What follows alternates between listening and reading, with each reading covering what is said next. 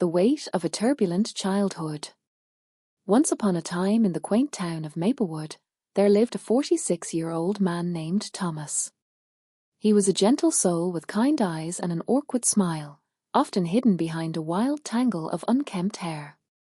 Thomas had spent decades navigating a world that felt foreign, shaped by shadows of his childhood filled with emotional turmoil. Growing up, Thomas lived in a home that echoed with harsh words and unspoken fears. His father, a man hardened by his own struggles, often turned to anger, and his mother, lost in her own pain, could only offer silence in response. The psychological scars from those formative years wrapped around Thomas like a heavy cloak, isolating him from the world and leaving him terrified of connection. As a child, Thomas yearned for acceptance, for moments of laughter and play like the other kids in his neighborhood. But he often found solace in books and art, immersing himself in the vivid worlds that resided on the pages or in strokes of paint. His imagination became both his refuge and his prison, a place where he could explore feelings of love and safety unattainable in reality.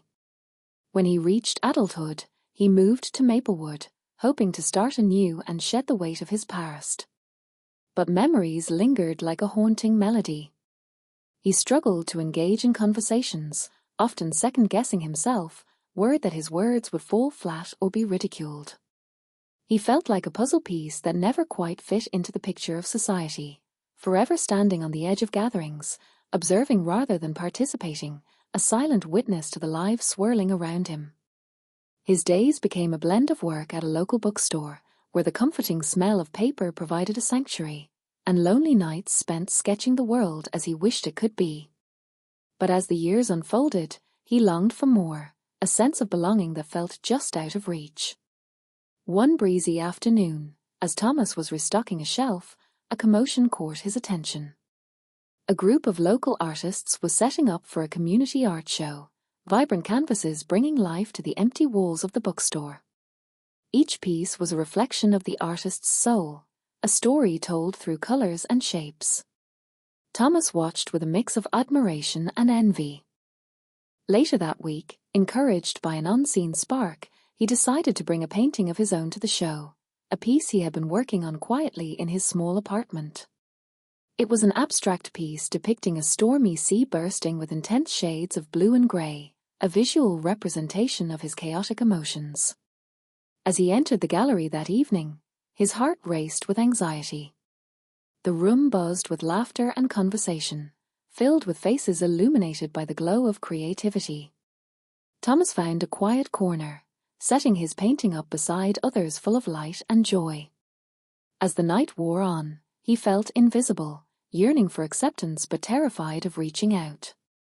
Then, he overheard a couple of attendees discussing his painting. "It's raw and powerful," one said.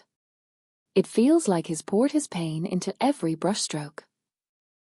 Thomas felt his heart both ache and soar. His struggles resonated with others in ways he never imagined. Slowly, he found himself drawn into conversations, people approaching him, curious about the man behind the painting. They shared their own stories of hardship and healing, weaving a tapestry of empathy that began to envelop Thomas. With each shared experience, he felt the weight of his past begin to lift, a bittersweet release from the chains of isolation. As the night faded, he realized that vulnerability had opened doors he never thought possible. For the first time, he felt the warmth of connection and the beauty of acceptance. Weeks turned into months, and the art community in Maplewood welcomed Thomas, encouraging him to express himself through his work. He joined a local group of artists who would meet regularly, exchanging stories, critiques, and laughter. Thomas began to channel his experiences into his art, creating pieces that spoke of both pain and hope. In the years that followed, Thomas embraced his journey, becoming an advocate for mental health and sharing his story with others.